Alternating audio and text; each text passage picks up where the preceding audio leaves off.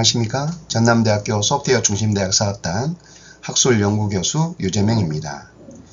웹 프로그램 기초 강좌는 전북대학교 소프트웨어 중심대학 사업단과 함께 진행하고 있습니다. 이번 강의는 두 번째 강좌로서 HTML5 기본 문서 만들기를 진행하도록 하겠습니다.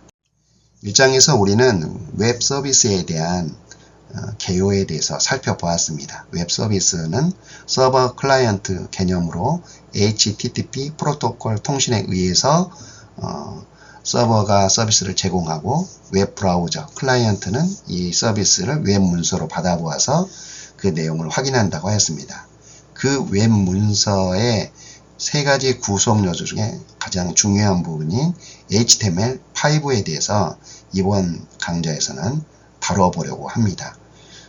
그리고 계속해서 CSS, 자바스크립트를 다뤄보도록 하겠습니다. 먼저 이번 강좌에서는 HTML 문서 구조를 다뤄볼 거고요. 그 태그 중에 텍스트에 관련된 태그, 그 다음에 이미지에 관련된 태그, 리스트에 관련된 태그, 하이퍼링크, 테이블, 멀티미디어에 관련된 태그들을 살펴보고자 합니다. 먼저 문서의 구조를 살펴보도록 하겠습니다. HTML5의 문서는 태그로 구성된 마크업 랭귀지입니다. 제일 상단에는 이 HTML5로 작성되었다는 선언부가 나오게 되고요. 그 다음에 HTML로 시작을 해서 HTML로 마무리가 됩니다. 이 HTML 안에는 헤더부가 있고 바디부가 있습니다.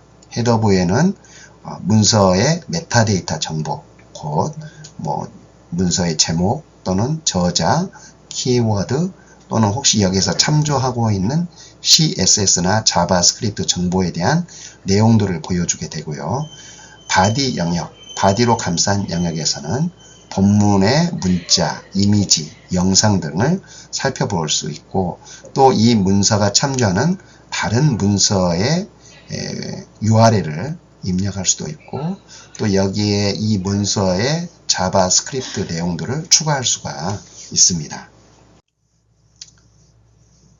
자, HTML5 문서를 만들 때 불필요한 띄어쓰기가 발생할 경우가 있습니다. HTML5는 기본적으로 이러한 띄어쓰기가 2번 이상 반복되는 경우에 편집 단계에서 자동으로 한 칸으로 그것을 인식하게 하고 있습니다.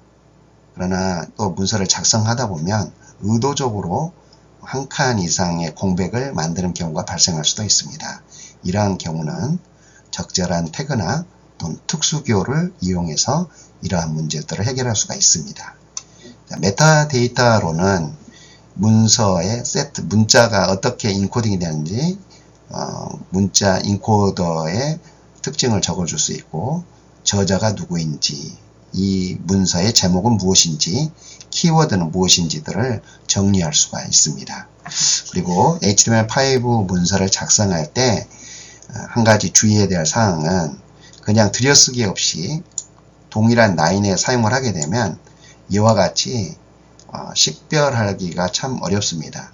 어디 영역에 이 태그가 해당되는 영역이 어느 정도인지를 식별하기가 어렵기 때문에 코드의 코드 식별을 위해서 가급적이면 이와 같이 들여쓰기를 통해서 태그의 계층적인 형태로 작업을 하는 게 좋습니다. 그리고 이 문서를 작성할 때 개발자 입장에서 참조해야 될 내용은 이와 같이 주석 처리를 이용해서 사용할 수 있고요. 이 주석의 내용은 개발자만 확인할 수 있고 실제 웹 문서에서는 표시되지 않는다는 것을 알 수 있습니다. 자, 태그는 이와 같이 구성할 수 있는데 마치 예로 앵커라는 어디를 연결하는 태그인데요. 이 앵커라는 태그는 태그와 이 태그의 어떤 속성들을 정의하는 방식으로 되어 있습니다.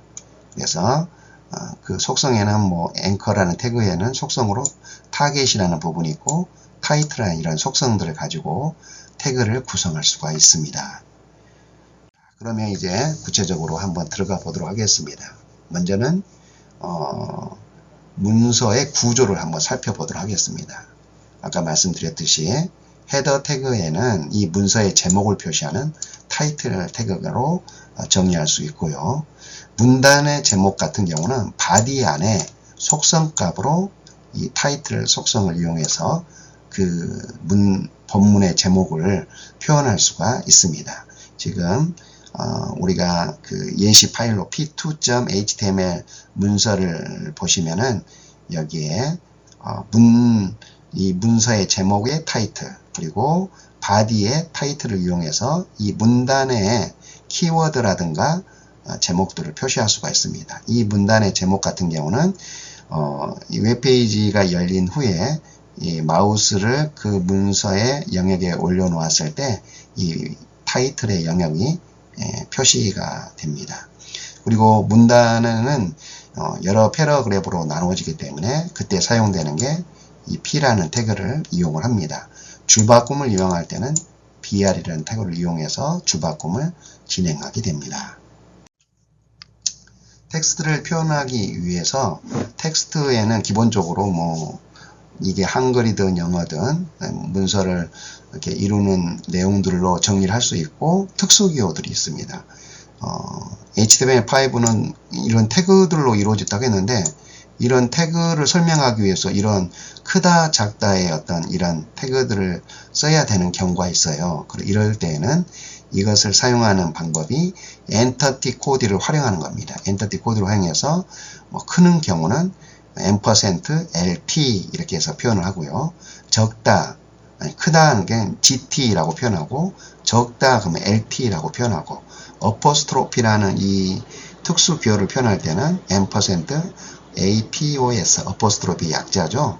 이용하고 따옴표 큰 따옴표가 두 개인 거는 quote, QOT를 이용하는 거고 그 다음에 아까 말씀드린 것처럼 본문 내에 두 칸 이상의 공백이 필요한 경우 사용하는 엔터티는 MBSP 또는 ENSP, EMSP를 활용해서 그런 공백을 표시할 수가 있습니다. 또 실제 %라는 코드를 표현하고 싶을 때는 %AMP를 이용해서 이 엔터티를 이용해서 표현하게 됩니다. 예를 한번 들어보겠습니다. 엔터티에 일단 공백을 표현하고자 하는데 수학 연산을 하는데 x는 1이고 y는 x 플러스 1인데 이것에 x를 대치해서 2다 이렇게 표현하고자 할 때 여기에 이 공백이라는 부분을 넣고 싶습니다. 이 공백을 넣기 위해서 우리는 이와 같이 엔터티 기호 %ENSP, %MBSP 이용해서 적절하게 그 칸을 띄워쓸 수가 있습니다.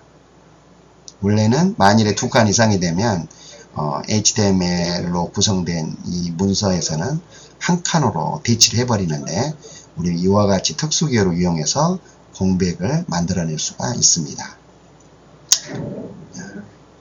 그래서 엔터티를 사용하는 방법을 다뤄보았고요. 두 번째는 이렇게 특수 기호를 이용해서 공백을 집어넣는 방법이 있고 풀이라는 태그를 이용하면 이런 우리가 작성한 문서의 형태를 그대로 유지하게 출력되게 만들 수가 있습니다. 제가 이제 윤동주의 서시를 한번 기록을 해 보았는데 공백을 만들고 줄바꿈을 하고 띄어쓰기를 하고 또 줄바꿈을 하고 이렇게 띄어쓰기를 진행을 했습니다. 이것을 풀이 태그로 묶었을 때 실제 출력되는 내용도 우리가 기록한 문서에 기록한 형태를 그대로 유지하고 있음을 확인할 수 있습니다. 이와 같이 풀이 태그를 이용할 수도 있고 또 엔터티 특수기호들을 넣고자 할 때는 엔터티를 활용해서 특수기호를 구성해서 문서를 작성할 수 있습니다. 또 문자를 꾸미는 여러 태그들이 있는데 예시로 지금 제가 한번 보여드렸습니다. 자, 표시를 굵게 하는 B, 볼드의 약자겠죠. 그 다음에 이탈릭 형태로 표현하기 위해서 I, 밑줄, 언더라인의 U, 취소선을 만들기 위해서 del, 또 위첨자를 SUP, 아래첨자를 SUB, 그 다음에 이렇게 형광펜으로 표시하는 마크, 이와 같은 것들이 어떤 텍스트를 표현하는 다양한 태그들로서 이와 같은 태그들을 활용할 수 있겠습니다. 이미지에 관련 태그를 살펴보도록 하겠습니다.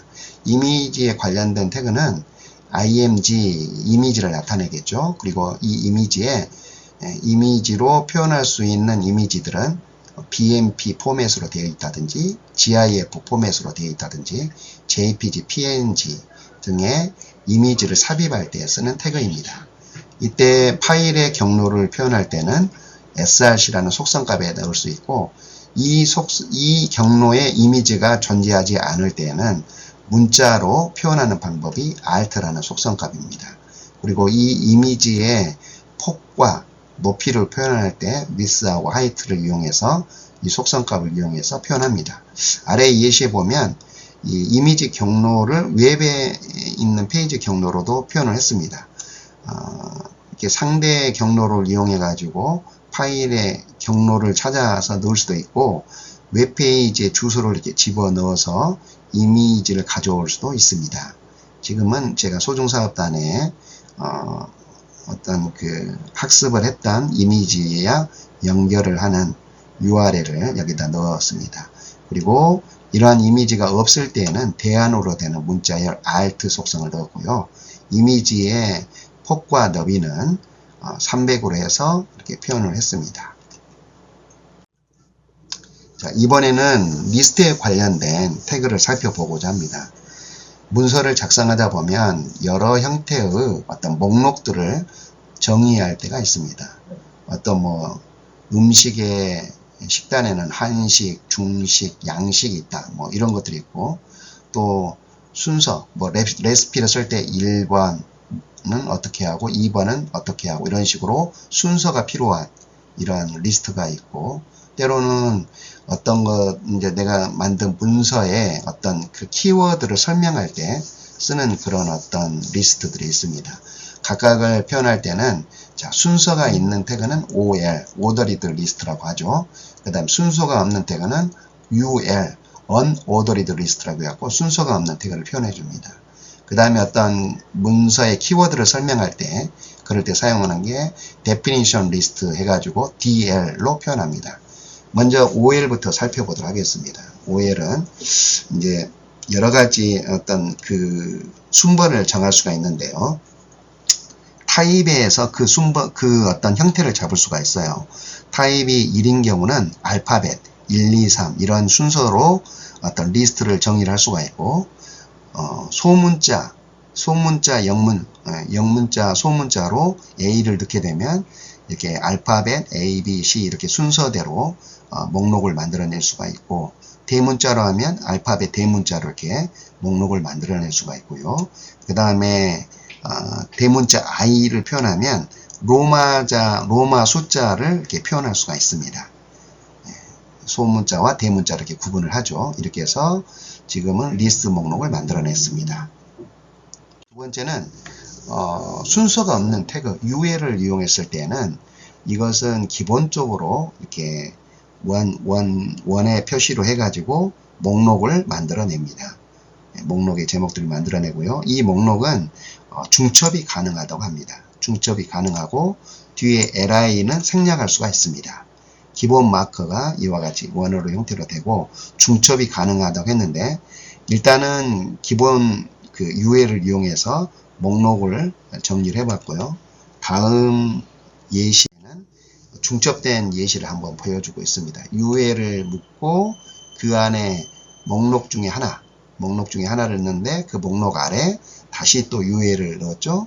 그리고 나서 아래에는 OL을 이용해 가지고 Ordered List 순서적으로 하는데 타입을 여기는 로마자 I를 이용해서 이렇게 로마 숫자를 표현했습니다. 이와 같이 중첩된 형태로 Unordered List를 활용할 수 있습니다.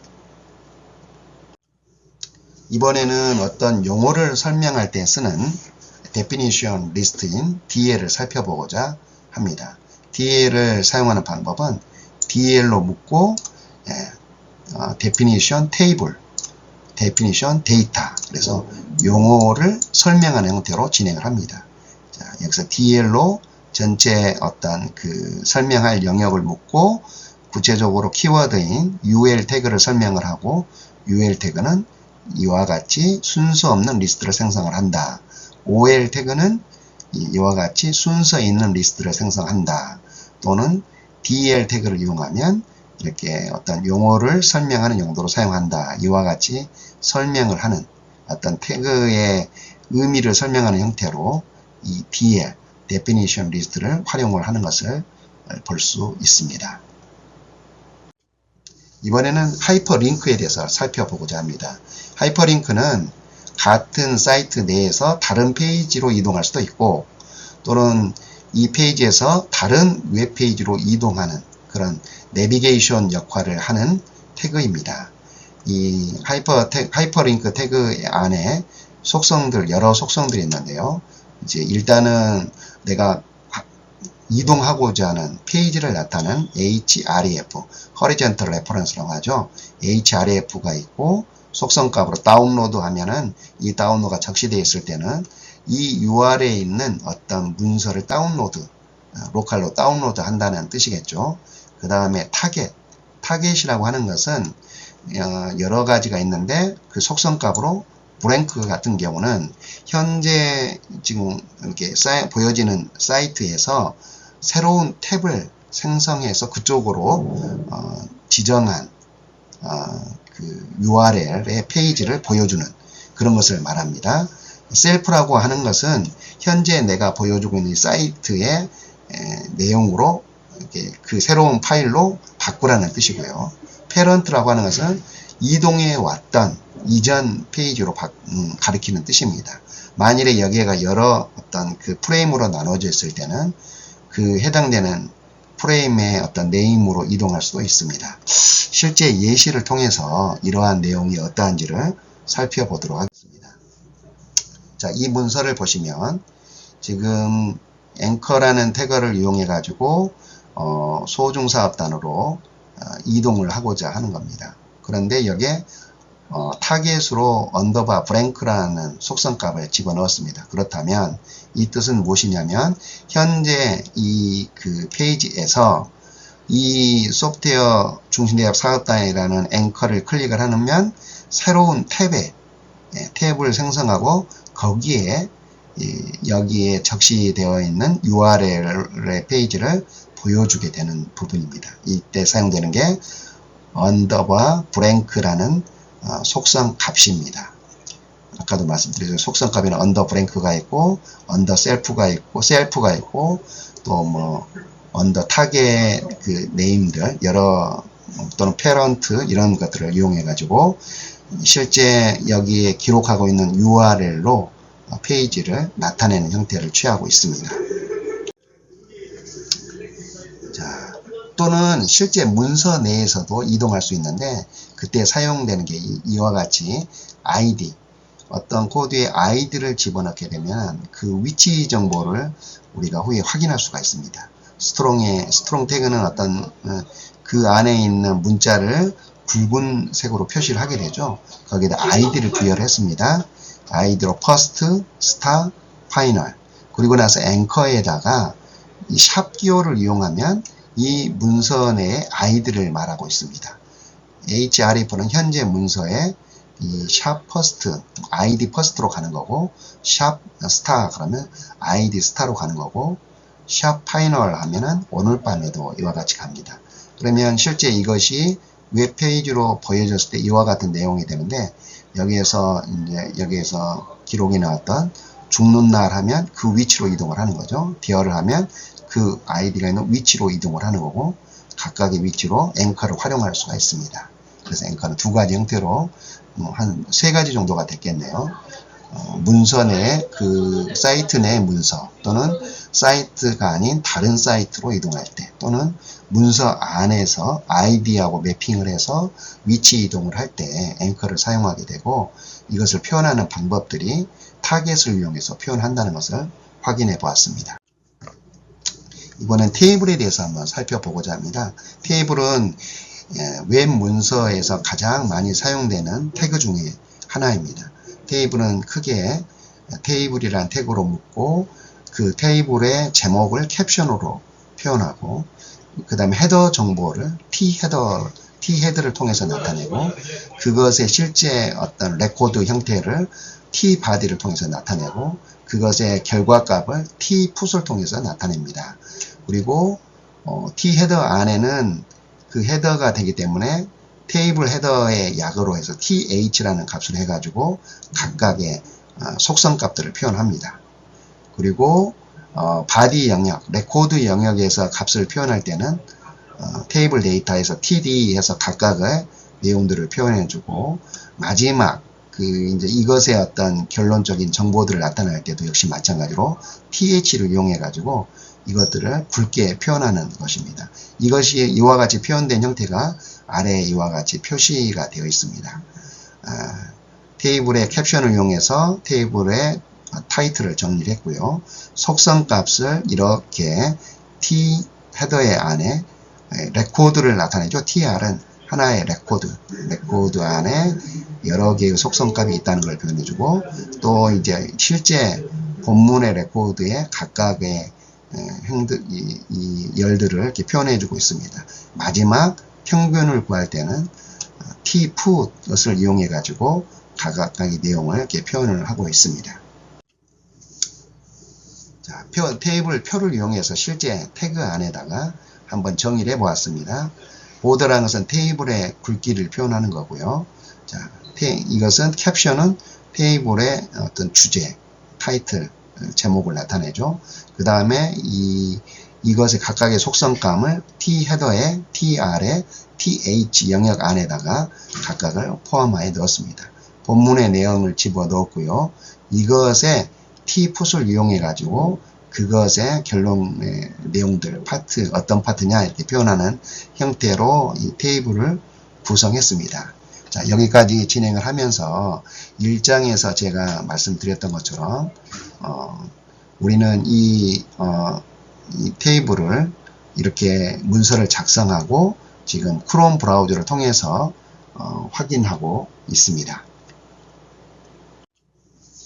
자, 이번에는 멀티미디어에 대한 내용을 살펴보도록 하겠습니다. 멀티미디어라고 하면 오디오, 비디오를 말하겠죠. 오디오만 표현할 수도 있고 비디오만 표현할 수도 있고 오디오, 비디오가 묶어진 형태로 표현할 수가 있습니다. HTML5에서는 이러한 내용을 표현하기 위해서 ActiveX 소프트웨어를 필수로 설치하는 이런 부분이 있었는데 HTML5 표준이 되면서 이러한 것이 표준 안에 들어오게 되었습니다. 만일에 표준화되지 않는 애니메이션이 있다면 역시 HTML5에서도 플러그인 설치가 필요하다고 볼 수 있습니다. 자, 오디오에 관련된 것은 이와 같은 태그를 이용하고 비디오에 관해서 비디오 태그를 활용하게 됩니다. 자, 먼저 비디오 태그를 보게 되면 비디오의 어떤 파일 경로를 적게 되고 비디오의 영상 크기를 어떻게 표현할 건지 그 다음에 그것의 제어판을 표현할 건지 안 할 건지 자동으로 플레이를 할 건지 아니면 소리는 묵음으로 할 건지 우리가 이 비디오가 이렇게 로딩이 되었을 때 계속해서 반복을 할 건지 뭐 이러한 내용들의 속성 값들을 정의를 하고 있습니다. 그 특성에 맞게 이 속성들을 이용을 하면 될 것 같습니다. 여기는 한 예시로 정확하게 보여줬는데 포레스트 mp4라는 비디오 영상이 있습니다.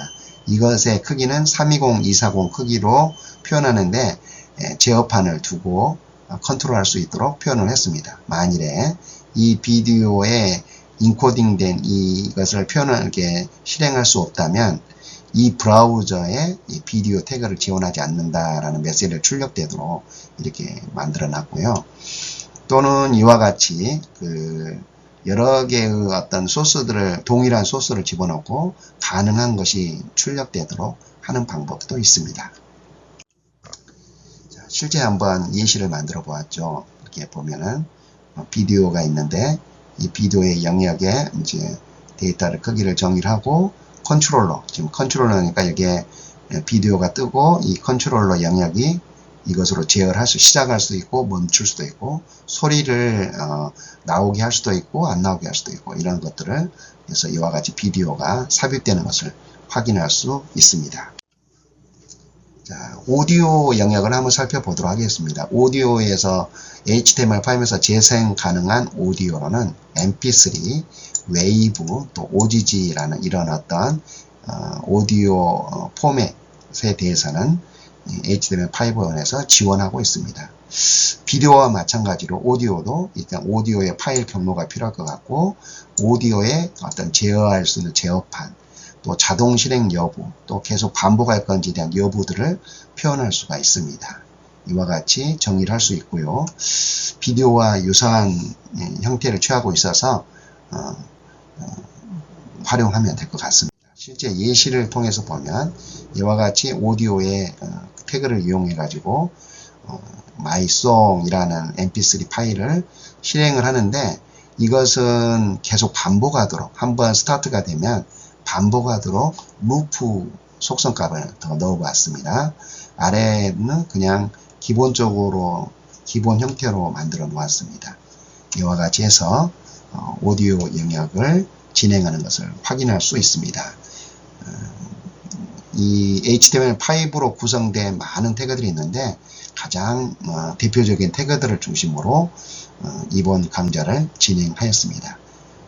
여기까지 잘 따라와 주신 것을 감사드리고 다음 시간에 뵙도록 하겠습니다. 감사합니다.